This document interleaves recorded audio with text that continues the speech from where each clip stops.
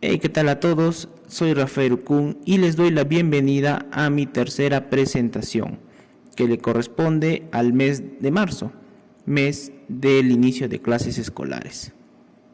El tema a tratar el día de hoy es el tamizaje neonatal, y al ser un tema tan extenso he decidido separarlo en dos partes. La presentación número 3 contiene la definición, el procedimiento y la revisión de las principales patologías detectables en el tamizaje neonatal, también llamado cribado neonatal o screening neonatal. También me complace en presentar a Somin, que es una cantante bailarina, miembro del grupo CART. Gustosamente será nuestra guía a lo largo de esta tercera presentación. ¿Qué es el tamizaje neonatal? Es la identificación de una enfermedad utilizando procedimientos o pruebas que pueden realizarse con rapidez y de un modo barato en un gran número de personas. ¿Para qué hacemos esto? Para clasificar a aquellas personas que puedan tener la enfermedad y de las que no tienen evidencia de la misma.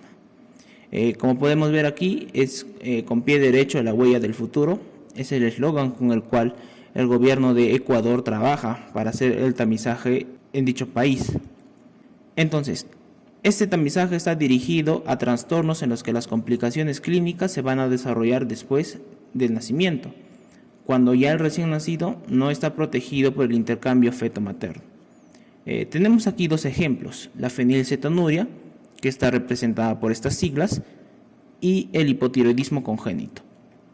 En la fenilcetonuria, el recién nacido al nacer tiene una concentración normal de fenilalanina en la sangre, pero a las pocas horas va a haber un incremento, una hiperfenilalanemia. Por su parte, el hipotiroidismo congénito va a tener la hormona T4 normal en las primeras horas. Esto se debe a la transferencia placentaria de T4 de la madre, que protege al recién nacido, y al cabo de algunas horas va a ir disminuyendo. Entonces, si no se controla, ya sea por dieta o por suplemento, el recién nacido va a presentar signos de retraso en el desarrollo o también incapacidad intelectual. Pero lo bueno de estas enfermedades es que pueden ser prevenibles. Ahora, antes de revisar la historia del tamizaje neonatal, quiero recordarles que en esta presentación nos referimos mayormente al tamizaje metabólico. Existen diferentes tamizajes como el auditivo o el ecográfico, pero en esta presentación nos vamos a referir mayoritariamente al tamizaje metabólico. La historia comienza con el Dr. Robert Guthrie, quien es considerado como el padre del screening de los recién nacidos, siendo la fenilcetonuria el primer trastorno metabólico que se conoció, que se beneficiaba de la dietoterapia y podía prevenir la discapacidad intelectual si se iniciaba un tratamiento dietético en el periodo neonatal. La detección de los recién nacidos afectados antes del daño cerebral irreversible resultó ser un desafío. Para ello se buscó un marcador bioquímico para la fenilalanina. Esto ocurrió en el año 1962. Bajo el enunciado de que solo se necesita unas pocas gotas de círculo saturado de sangre en el papel filtro, es que se puede detectar la fenilcetonuria, y estas muestras de sangre en papel filtro se llevaban por correo hacia un laboratorio central para someterlo a pruebas de la fenilcetonuria.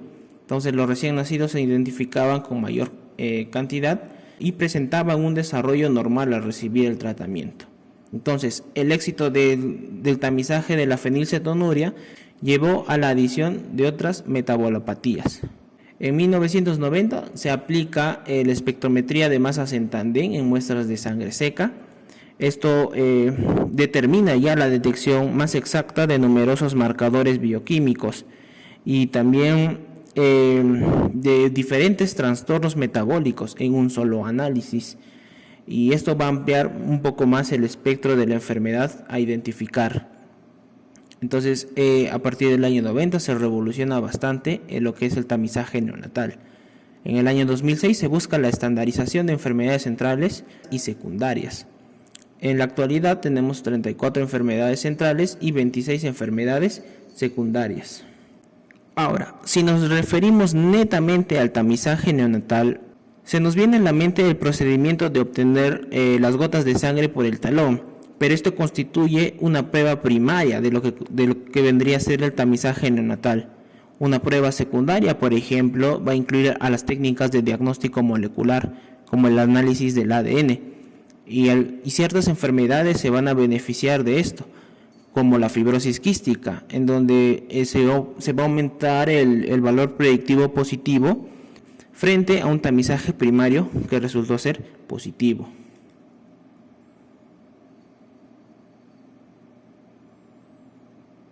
Ahora, en cuanto al procedimiento, el procedimiento es sencillo, es factible, es económico, no genera complicaciones graves en los recién nacidos.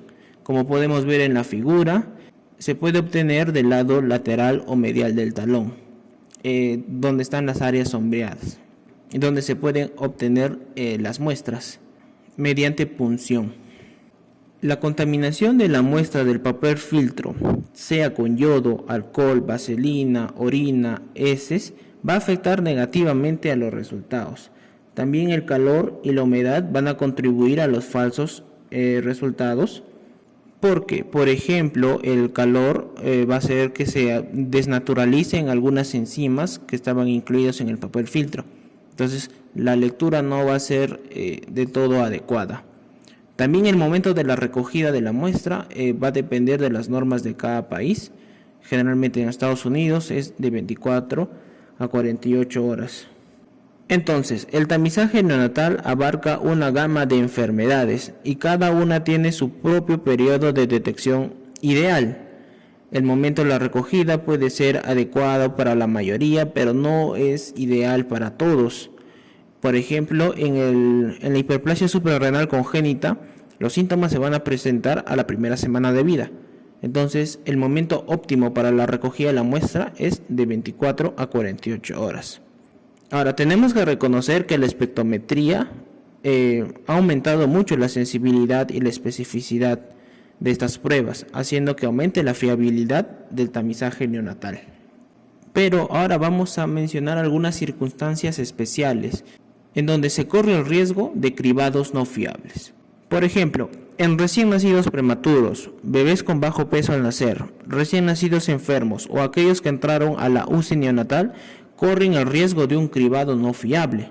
Esto se debe a la fisiología de la prematuridad, a las intervenciones terapéuticas que recibe o a la priorización de las actividades para su supervivencia. Por lo tanto, tomar una sola muestra única es inadecuado. Se necesita recoger muestras adicionales. A esto se conoce como cribado seriado. Generalmente recomiendan 3 muestras. Esto vendría a ser adecuado y eficaz en esta subpoblación. La primera muestra es al ingresar a la UCI neonatal. La segunda muestra que se puede tomar, lo aconsejan tomarlo a las 24 a 48 horas post nacimiento. Y la tercera muestra al alta o a los 28 días de vida, lo que ocurra primero. La doble recogida se ve más en las referencias. La primera muestra se debe tomar antes del transporte y la segunda muestra en el hospital receptor. También los recién nacidos que van a recibir una transfusión de sangre en las primeras 24 horas, hay que tomar una primera muestra antes de la transfusión, una segunda muestra a los 2 días después de la transfusión. Incluso aconsejan a algunos tomar una tercera muestra 2 meses después. Ahora, estas pruebas de cribado generalmente se van a realizar en laboratorios estatales y ellos van a ofrecer una base de datos y también van a constituir centros de seguimiento. El procedimiento consiste en hacer una perforación en pequeños discos de 3 milímetros sobre estos circulitos que tenían las manchas de sangre, y se utilizan diversas pruebas como es la espectrometría, el inmunoanálisis, cromatografía, análisis enzimáticos, entre otros. Todo ello constituye las pruebas primarias. En cuanto a las pruebas secundarias, estas van a corroborar el hallazgo y aumentar la especificidad del cribado, ya que todo hallazgo anómalo en el tamizaje no proporciona directamente un diagnóstico, porque algunas anomalías pueden ser transitorias. Entonces hay que volver a analizar este metabolito o analito anómalo en la muestra original. Entonces, estas pruebas secundarias o pruebas adicionales van a corroborar el hallazgo y van a aumentar la especificidad del cribado, y siendo el profesional de salud quien debe valorar los resultados de este tamizaje y también facilitar el diagnóstico y tratamiento. Entonces, no hay que dejarse llevar por resultados anómalos en pruebas de tamizaje inicial. Es importante una buena valoración clínica y un buen examen físico. Entonces, los metabolitos que sobrepasan el umbral indicado para esta enfermedad son considerados como pruebas positivas. Todos los resultados positivos no se asocian con las mismas probabilidades de trastorno. Un resultado que es ligeramente anómalo tiene menos probabilidad de tener un trastorno que los de concentración varias veces superior al del umbral. Y siempre hay que hacer una buena historia clínica y una buena exploración física, detallada y registrada.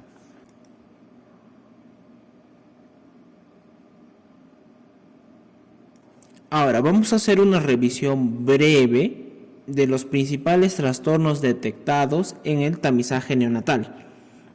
Como primera revisión vamos a tener a la fenilcetonuria, que es una concentración elevada de fenilalanina, un aminoácido.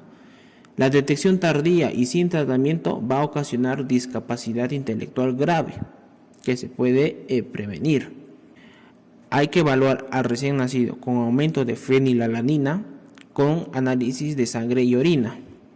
¿Por qué? Porque en diferentes hepatopatías también va a haber un aumento de la fenilalanina. Quiere decir que no todos los aumentos o elevaciones de fenilalanina son fenilcetonuria. A veces también son ocasionados por deficiencia de cofactores.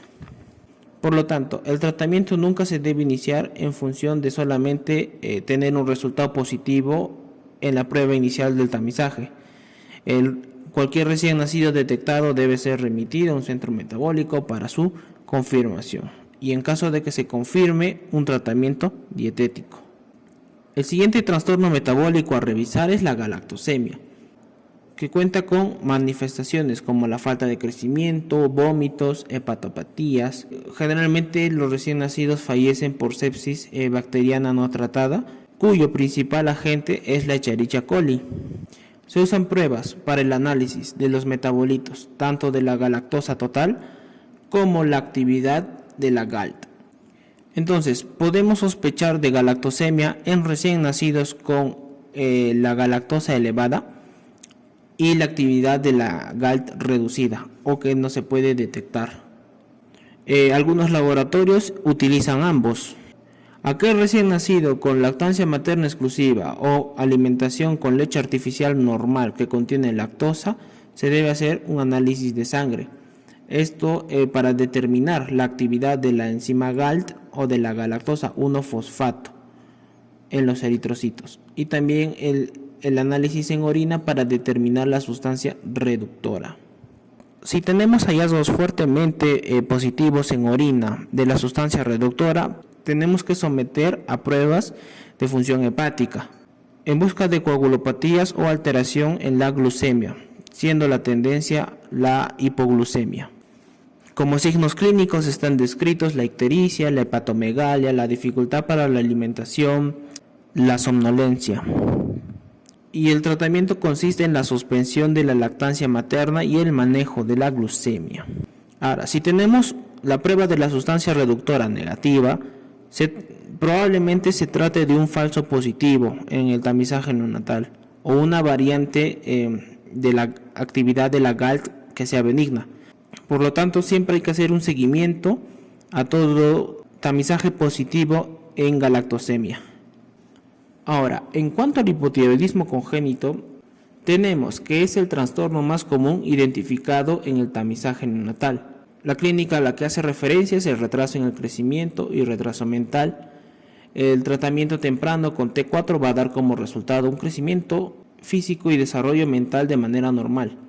El diagnóstico se basa en un dosaje de T4 disminuido como prueba primaria y un dosaje de TSH elevada como prueba secundaria. Ahora, existen algunas dificultades y esto puede deberse a que no puedan encontrar anomalía en los marcadores al momento de obtener la muestra, principalmente en las primeras 24 horas, porque la T4 no ha disminuido lo suficiente para la identificación.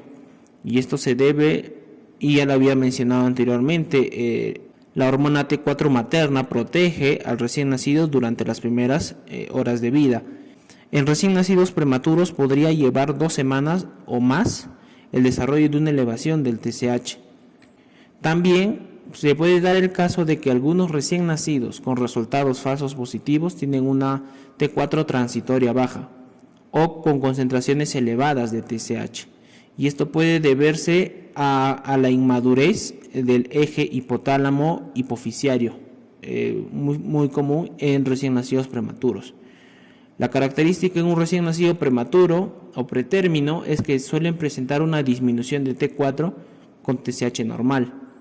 Y en el caso de aquellos recién nacidos que sufren estrés perinatal, y en el caso de los recién nacidos que sufran un estrés perinatal, habría una disminución de T4 con elevación de TSH. Entonces, en estos casos es necesario tomar una segunda muestra y pedir las pruebas confirmatorias.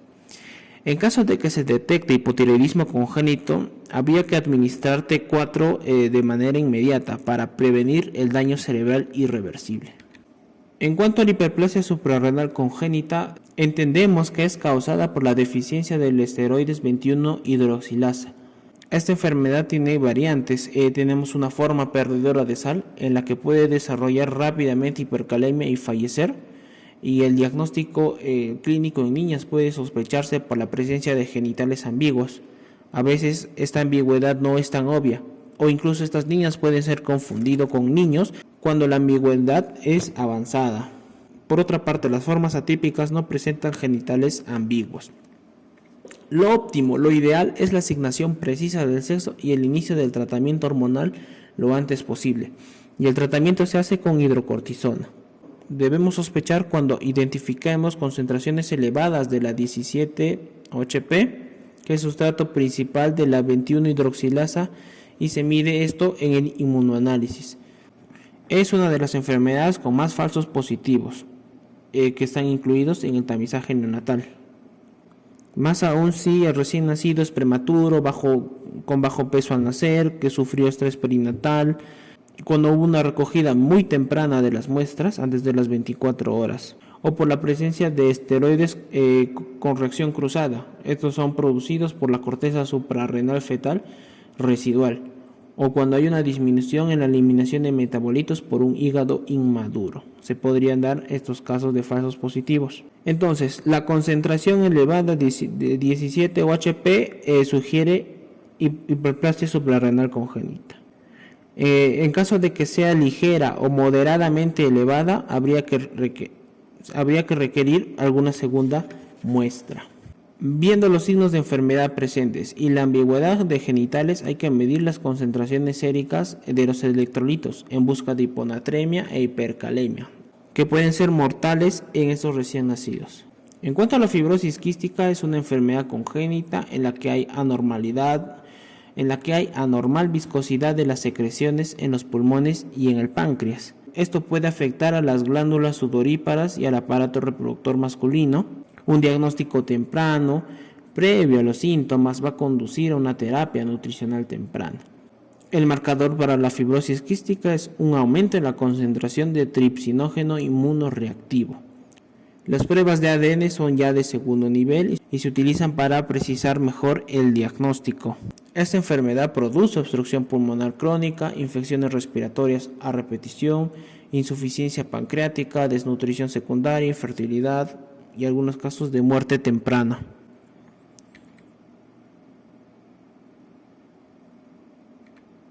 Ahora, existen criterios para el cribado del recién nacido y son 10 criterios, y esto se refiere a incluir enfermedades para el tamizaje neonatal, siendo el punto número 1 que la enfermedad debe ser un problema de salud importante, que debe existir un tratamiento aceptado, que debe estar disponible los medios para el diagnóstico y tratamiento, que debe haber una etapa latente reconocible o sintomática temprana, que debe haber una prueba adecuada, y la prueba debe ser aceptada aceptable para la población, que debe conocerse la evolución natural de la enfermedad, que debe haber una norma que indique a quién tratar, y el coste del hallazgo de casos debe ser económicamente equilibrado en relación con la atención médica en conjunto, y la búsqueda de casos debe ser un proceso continuo. Entonces son criterios para incluir una enfermedad en el tamizaje neonatal. Ahora, en cuanto a los falsos positivos, el cribado se va a basar en medidas cuantitativas. Estos resultados con elevación o disminución, que pueden ser ligeras, moderadas o exceder mucho el umbral o punto de corte de dicha enfermedad. Y ahora, ¿quién establece el valor de corte de los biomarcadores? Los laboratorios. Los laboratorios individuales de cribado son quienes establecen estos puntos de corte y pueden variar en diferentes laboratorios debido a su capacidad tecnológica o con la cantidad de pruebas con las que trabajan. Entonces, la concentración de los metabolitos va a ser diferente entre individuos y el valor que separa las dos curvas de distribución se establece como punto de corte. Entonces, como podemos ver en este gráfico de aquí, tenemos acá la población normal y a los que son afectados. Y hay algunos casos en donde estas curvas se superponen. Y la cantidad de falsos positivos y negativos va a depender del punto de corte o del límite establecido. Para ello tenemos esta gráfica. Tenemos un trastorno A, cuyo punto de corte vendría a ser aquí. Entonces, los que están por debajo del umbral son lactantes no afectados. En caso del trastorno B, imaginemos que este cilindro representa las medidas cuantitativas. Entonces, aquellos que están por debajo del umbral son lactantes no afectados, pero aquellos que sí sobrepasan ligera o moderadamente están incluidos en los falsos positivos. Entonces, aquellas muestras en las que la concentración cruza el límite establecido por estos laboratorios, este punto de corte, se van a considerar positivos. Y esto explica por qué hay una superposición en las curvas de distribución de las poblaciones no afectadas y de las poblaciones afectadas, siendo los falsos positivos más frecuentes en recién nacidos prematuros y con bajo peso al nacer. También nosotros podemos obtener falsos positivos cuando no se toman buenas muestras o cuando se contamina el papel filtro. Por ejemplo, en el verano, el exceso de calor y de la humedad puede desnaturalizar algunas enzimas que están incluidas en el papel filtro y así contribuir a los falsos positivos. Ahora, con el mayor uso de la espectrometría, el número de los falsos positivos ha disminuido porque aumenta la especificidad del cribado. Entonces aquí tenemos un esquemita donde se introduce la muestra. Aquí hay un aparatito que trabaja con fuente de iones, analizador de masas y hay un detector. Este detector se transmite en un monitor y así nosotros podemos analizar cuantitativamente diferentes metabolitos. Muchos metabolitos en un solo procedimiento. También para reducir la tasa de falsos positivos es que se utilizan los análisis de segundo nivel. Por ejemplo, los análisis moleculares de ADN en caso de la fibrosis quística. Ahora, los resultados falsos positivos no pueden eliminarse por completo. Siempre van a haber casos en donde se sobrepasa un poco el punto de corte establecido para esa enfermedad. Es ahí donde radica la importancia de tranquilizar a los padres, ya que no todos los resultados anómalos del tamizaje neonatal van a conllevar inevitablemente a una enfermedad, teniendo casos de anomalías transitorias como el hipotiroidismo congénito. Aunque todos los recién nacidos con un resultado de cribado anómalo o positivo deben someterse a pruebas repetidas, a un cribado seriado. Y es así que este enfoque puede aliviar la ansiedad excesiva y evitar procedimientos y tratamientos de diagnóstico innecesarios. Entonces, anteriormente hemos hablado acerca del cribado metabólico, tamizaje metabólico, en donde la característica es que la enfermedad debe ser detectada antes del inicio de los síntomas graves. Ahora, tenemos otros cribados como el que corresponde al cribado auditivo, que es universal en Estados Unidos, donde se busca la hipoacusia. En caso de que los recién nacidos no pasen la prueba del cribado, tienen que ser evaluados adicionalmente por un especialista. La mayoría de las hipoacusias en esta población son de carácter congénito, generalmente por anomalías genéticas o por infecciones por citomegalovirus. Entonces, el objetivo con este tamizaje auditivo es el de mejorar la lectura, el lenguaje y en general la comunicación. Y se dice que es mucho más efectivo si se desarrolla antes de los 6 meses. También se cuenta con cribaje para cardiopatía congénita crítica, en donde las lesiones van a precisar intervenciones quirúrgicas o cateterismo. Y esto se puede detectar con un cribado por pulsoxímetro, por la característica de que estas cardiopatías congénitas van a generar hipoxemia en el recién nacido. Este pulsoxímetro puede ser ubicado en la mano derecha para medir la zona preductal o en las extremidades inferiores para medir después del ductus. En caso de tener una saturación menor del 90% en cualquiera de estas dos regiones, se considera positivo esta prueba y se deriva hacia un cardiólogo infantil. También podemos tener un cribado y diagnóstico ecográfico, en donde se va a buscar anomalías fetales, tanto en órganos como en sistemas, y así poder derivar a la madre para un tratamiento fetal y neonatal apropiado. También tenemos cribado para la hiperbilirrubinemia o cribado para la hipoglucemia, y uno muy famoso que es el cribado de las displasias de cadera. Ahora, ¿qué esperar del tamizaje neonatal en el futuro? Se cuenta con un rápido avance tecnológico, también con abordaje terapéutico nuevo, y se busca incluir enfermedades en las pruebas de tamizaje, y esto le corresponde a los legisladores, a ciudadanos influyentes, a aquellos investigadores que buscan cumplir con esos 10 criterios mencionados anteriormente para la inclusión de nuevas enfermedades en el tamizaje neonatal. Entonces, ante tal aumento de incluir nuevas enfermedades de tamizaje neonatal, se genera un desafío para poder detectarlos de manera masiva y eficiente. Es por ello que se ha generado una controversia acerca del cribado genético, que tendrá varios desafíos en el futuro, como la interpretación de cuáles serían las implicaciones clínicas de todos los datos positivos que se puedan obtener en el cribado genético. Y bien, hasta aquí la primera parte de este tema de tamizaje neonatal. Muchas gracias, Omi, por acompañarnos en esta presentación.